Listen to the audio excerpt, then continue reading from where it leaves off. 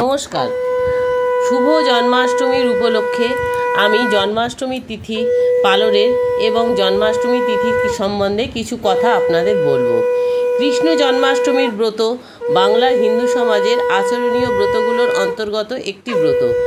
বাংলার বাঙালির হিন্দু ঘরের প্রধানত বৈষ্ণব মতাবলম্বী পুরুষ ও মহিলারা জাগতিক মঙ্গল কামনায় এবং অশুভ অকল্যাণ দূর করতে এই ব্রত পালন করেন। এটি ভাদ্র মাসের কৃষ্ণপক্ষের জন্মাষ্টমী তিথিতে শ্রীকৃষ্ণের পূজার অঙ্গ হিসাবে পালন করা হয় এবং এই ব্রত প্রায় প্রত্যেকের ঘরে ঘরেই পালন করা হয়। মাতা দেবকী ও বাসুদেবের অষ্টম গর্ভের সন্তান ছিলেন শ্রীকৃষ্ণ এবং তারপরে উনি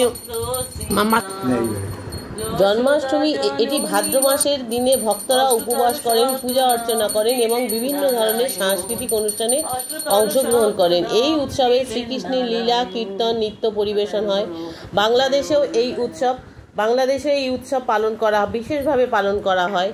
ঢাকায় জন্মাষ্টমী শোভাযাত্রা বিশেষভাবে উল্লেখযোগ্য। হিন্দু পুরাণ অনুযায়ী দাপর যুগে কংসের অত্যাচার থেকে পৃথিবীকে মুক্ত করতে ভগবান বিষ্ণু শ্রীকৃষ্ণ রূপে মথুরায় জন্ম নেন। শ্রীকৃষ্ণ ছিলেন বিষ্ণুর অষ্টম অবতার। কংস ছিলেন মথুরার রাজা। তিনি ছিলেন অত্যাচারী ও স্বৈরাচারী। কংসের ভগিনী দেবকীর গর্ভে শ্রীকৃষ্ণের জন্ম হয়। ঘটনা যেমন ওনার বাল্যকালের দুষ্টুমি, কংসবধ, গোপীদের সঙ্গে রাসলীলা ইত্যাদি গানের মাধ্যমে উপস্থাপন করা হয়। এই উৎসবের বিশেষ আকর্ষণ ভক্তেরা এই দিন গান ও কীর্তনের মাধ্যমে এই উৎসব পালন করে। বিশেষ করে এই দিনে শ্রীকৃষ্ণের বিভিন্ন লীলা যেমন মাখন চুরি, কালিয়া দমন, গোবর্ধন পর্বত ধারণ করা ইত্যাদি গান ও নৃত্যের মাধ্যমে পরিবেশন করা হয়। এই লীলা কীর্তনগুলি ভক্তি ও আনন্দের মাধ্যমে পরিবেশন করা হয় এবং ভক্তদের মনে শ্রীকৃষ্ণের প্রতি গভীর একটা ভাব তোলা হয়। এছাড়াও জন্মাষ্টমীর দিনে মন্দিরগুলিকে ফুল আলো দিয়ে সুসজ্জিত করা হয়। ভক্তরা উপবাস করে শ্রীকৃষ্ণের পূজা করেন। এই উৎসবে শিশুরা কৃষ্ণ ও রাধার সাজে সজ্জিত হয়ে বিভিন্ন অনুষ্ঠানে অংশগ্রহণ করেন। সংক্ষেপে জন্মাষ্টমীর লীলাকীর্তন হল শ্রীকৃষ্ণের প্রতি ভক্তি ও ভালোবাসা জানানোর একটি আনন্দময় মাধ্যম, যা এই উৎসবকে আরও প্রাণবন্ত করে তোলে। এই দিনে শ্রীকৃষ্ণের সঙ্গে বাবা লোকনাথেরও পুজো করা হয়। বাবা লোকনাথ ছিলেন একজন হিন্দু যোগী ও ধর্মগুরু, যিনি বাবা লোকনাথ হিসাবেই পরিচিত। তিনি 1730 খ্রিস্টাব্দে মতান্তরে 1735 খ্রিস্টাব্দে উত্তর 24 পরগনার কচুয়া গ্রামে জন্মগ্রহণ করেন। তার বাবা ছিলেন রামকানাই ঘোষাল আর মাতা ছিলেন কমলা দেবী। মাতা কমলা দেবীর গর্ভে জন্মগ্রহণ করেন। এইভাবে তিনি ছোটবেলা থেকেই ঠাকুরের প্রতি, ভগবানের প্রতি আধ্যাত্মিক বিষয়ে খুব তার মন ছিল। বাংলাদেশের নারায়ণগঞ্জের সোনারগাঁয়ে তিনি দেহত্যাগ করেন। তার একটাই বাণী ছিল, রণে বনে জলে জঙ্গলে বিপদে পড়িলে স্মরণ করবেন। বাবা লোকনাথ 1730 শ্রীকৃষ্ণের উত্তর 24 পরগনার কচুয়া গ্রামে জন্মগ্রহণ করেন। কিছু সূত্র অনুযায়ী তার জন্মস্থান কচুয়া এবং কিছু সূত্র অনুযায়ী তার জন্মস্থান চাকলা গ্রাম। 11 বছর বয়সে তার উপনয়ন হয় এবং ভগবান গাঙ্গুলির তত্ত্বাবধানে লেখাপড়া শুরু করেন। গুরু ভগবান গাঙ্গুলির সাথে তিনি গৃহত্যাগ করে প্রথমে কালীঘাটে আসেন এবং সেখানে তিনি যোগ সাধনা করেন। গুরু ভগবান গাঙ্গুলির সাথে বিভিন্ন স্থানে ভ্রমণ করেন এবং যোগ ও আধ্যাত্মিক জ্ঞান অর্জন করেন।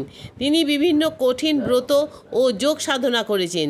শেষ জীবনে তিনি বাংলাদেশের সোনারগাঁয়ে বারদী আশ্রমে এসে দেহত্যাগ করেন।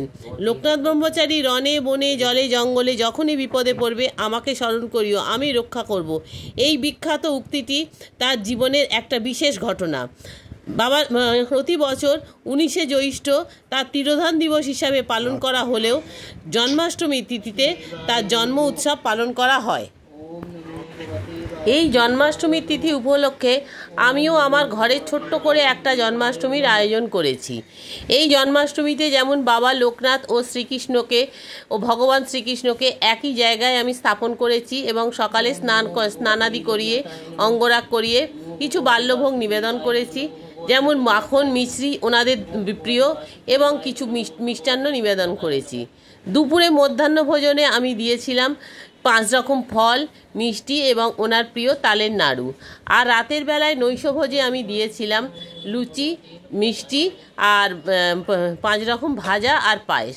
এই দিয়ে আমি ভগবানকে ভোগ নিবেদন করেছি।